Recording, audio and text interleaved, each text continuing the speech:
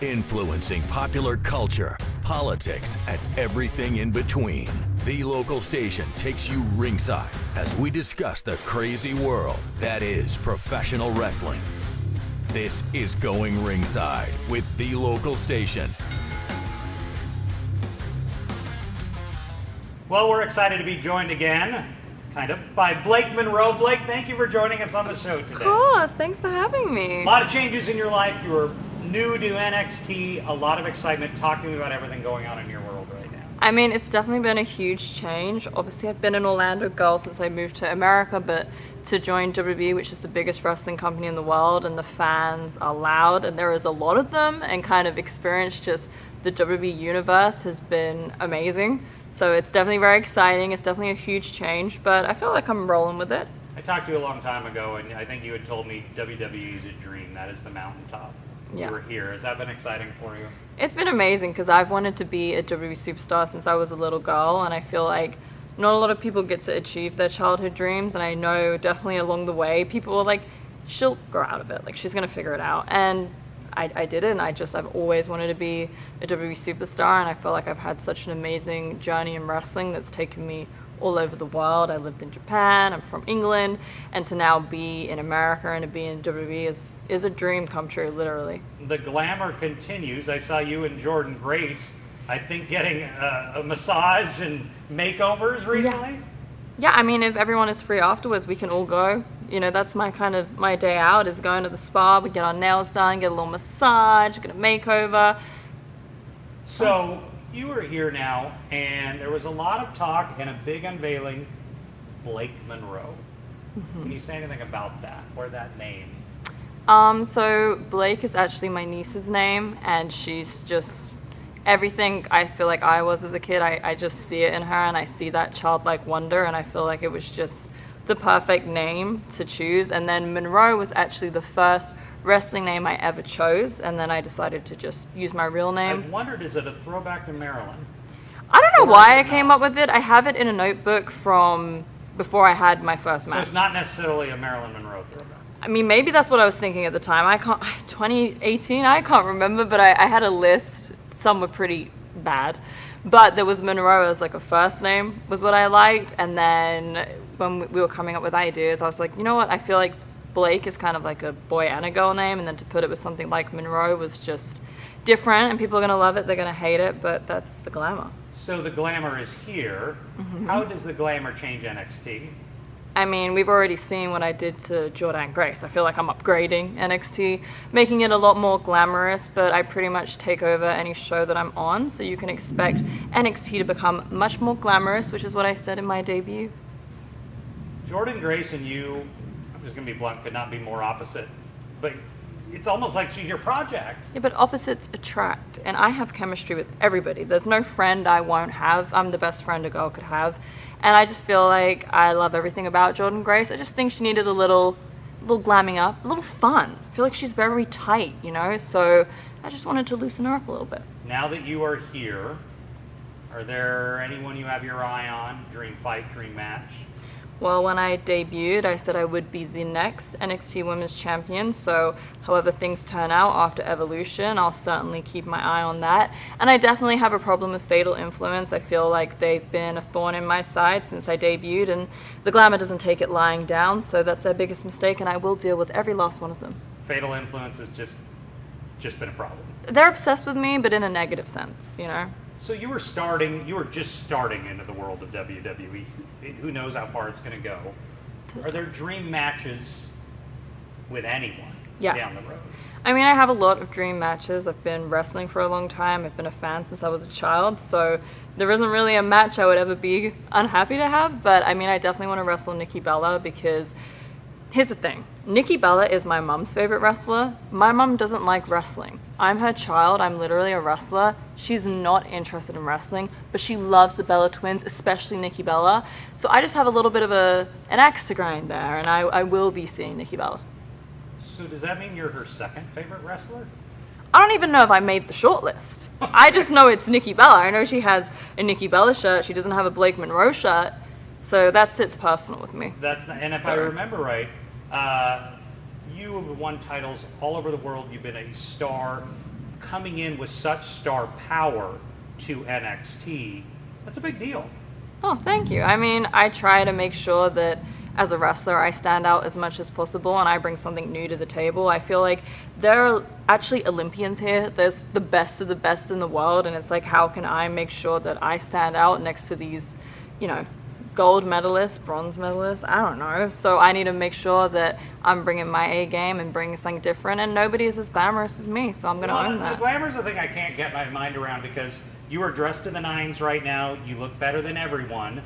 But then you have to go fight someone in a ring. Mm-hmm. That dynamic always just seems odd. You're going to mess up your hair. You're going to break a nail. You're saying my hair looks bad after I wrestle. Is that what you're telling me? I have not. I'm just saying in the hypothetical. I think it looks better than yours, to be honest with you. Very true. No, I like that. I feel like when I actually started wrestling, especially in the UK scene, everybody is pretty emo and grungy, which is cool, but they all wear black and studs, and it's not for me. You know, I like it, I see it, it's not going to be me, and everyone tried to change the way that I was, and I came out to an Ariana Grande song for my entrance music. I wore pink, and I feel like people liked it because you could tell I was just being myself. And I also feel like people underestimate me because they're like, she's just like a girly girl, and if you see me in the ring, you'll know that I'm not. And where do you think the title is in the future for you? I mean, are you pushing to get that title shot here soon? Evolution, by the time this airs, is going to be in the rearview mirror. The title shot is your priority?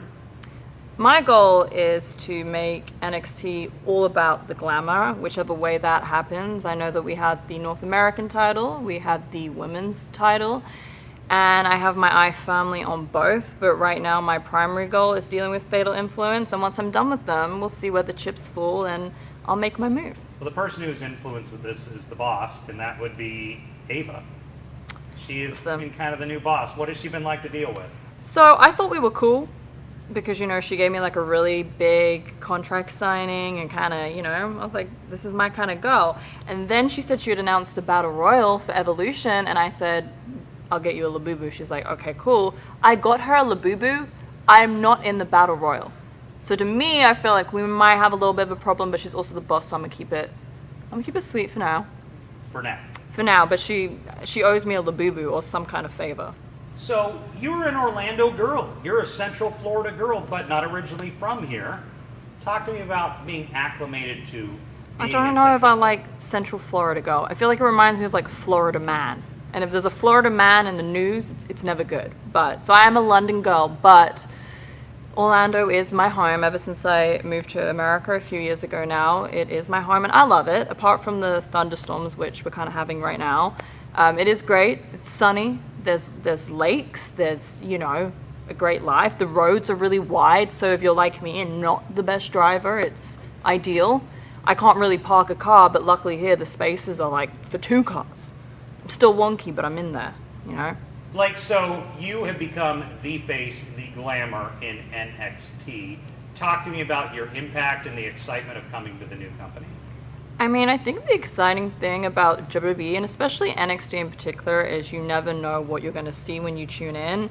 Like I said, we have Olympians, but we also have wrestlers from Japan, from Mexico, from England. I feel like they just look all over the world and bring in the very best, so it's always exciting to see what impact they'll make, and I made it very clear what my goal was on my debut. I said I am the next NXT Women's Champion, and this division is going to get more glamorous. And if you tuned in, you'll see that I made Jordynne Grace, who's, you know, a juggernaut, or my muscle muffin as I called her, much more glamorous, and I intend to do that to the entire division. Being so glamorous, the hair, the nails, the clothes, but still having to get into a wrestling ring and get into fights once a week. I just feel that girls all over the world can relate. I mean, when we go out, we're dressed to the nines, we have our nails on, our hair, our lashes, and you don't know if someone's going to test you. And so I think it's very relatable. Just because we have our claws, they actually are a help, you know? I feel like maybe my finish should be just a swipe, but just because I'm glamorous, don't underestimate me. And if you do, then that's part of the charm, because when my knee is in your face, it'll be a different story. You have been wrestling for several years. How are you physically doing? I'm fantastic. I feel like I'm at the top of my game. I'm at the Performance Center, and we put a big emphasis on the recovery of the athletes, and to be able to receive this kind of training. I mean, my journey is doing the independent circuit in the UK and Europe, wrestling in Japan. I've had an amazing experience, but I've never ever had access to the kind of training and facilities they have at WWE. So to be able to just get that one-on-one personal training and recovery and medical is just, the Glamour's on top. She's on her A game. Well, Blake Monroe, it's been an absolute pleasure. Thanks for joining us on the show again. Thanks for having me. Well, now let's turn it over to a friend of the show, Desiree Joseph with the Shoots and Ladders podcast. And I was sitting here, Blake Monroe, not Mariah May.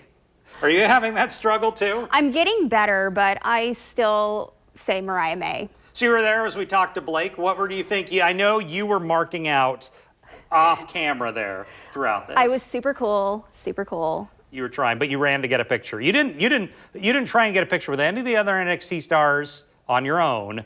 But when Blake Monroe walked in the room, you just went up. I didn't want to step on any toes, but I had to jump on it because she was walking away, and that was my chance to see her. Your chance, and you'd wanted to see her at River City Wrestling Con, but I think that in St. Augustine for out of the area viewers, but she was supposed to be there, but like we learned right before it, she'd signed with WWE. It was literally the week before that she signed, or at least made her appearance on NXT, and then we're like, oh no, she's probably not going to be here. So what do you think of her? She comes in with huge name recognition in the wrestling world. Oh my gosh, I absolutely adore her.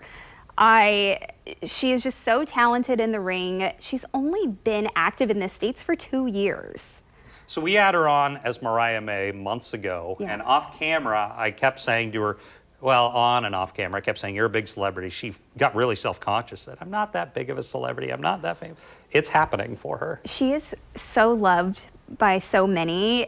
And, she's beautiful, but she is so strong. She's great on the mic. She has that special something that not many people have.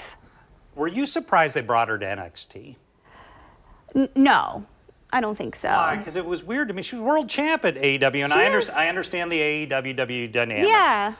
But she was the face of the company in some respects. She was. She was running that for a good 6 months as the title holder, and you know what? With NXT, I don't think she's going to be there very long. I will be honest. So I think it's a good starter. Let's get her name in there and then switch. Do you think it gave an infusion? Because NXT needs ratings. Yeah, they do. I mean, it's not just, we often think, we got to get them to SmackDown or Raw. NXT is a property of WWE that they need to make money. So do you think that part of the reason to bring her in was just to add more star power to the show? Yeah, it was one of the smartest things that they could do. They jumped all over it. Why do you say that? Because she was at the top of her game at the time back in early this year, and then she disappeared, and we all knew her contract was ending, and it only made sense for her to jump ship. And with her being so popular now, why not bring her now? So do you think Jordynne Grace had anything to do with it? Because they're a good feud because they're opposites. Yeah, I can see it.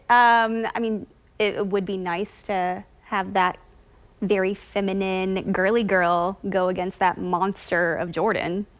One of the weird things I asked her about was, I didn't quite know how to ask the question. You're so glamour, but your job is fighting people in the ring. And she kind of said, the claws come out when they need to. That's what I love about her. She is so pretty, she is beautiful. But with AEW, when she had blood all over her face, she was gritty, she would drop kick you in the face. She was dirty. The Hollywood ending with Toni Storm was a gruesome match. It's one of my favorite feuds for the past couple of years. Amazing, such chemistry. So, do you think, I don't see them moving her out of NXT immediately because you don't want to have it not make sense. You don't want to... No, but I don't see her sticking around as long as some other people that they usually keep for a couple of years to build a name and kind of throw them in and out of the main roster. So this one, I would say in less than a year. Well, Desiree Joseph, where do they find Shoots and Ladders podcast? On Spotify, Instagram, and YouTube. Desiree, thank you for joining us again. Thank you. This has been Going Ringside with The Local Station, brought to you every Wednesday on your favorite podcast player, on News4Jax Plus, as well as the News4Jax YouTube channel.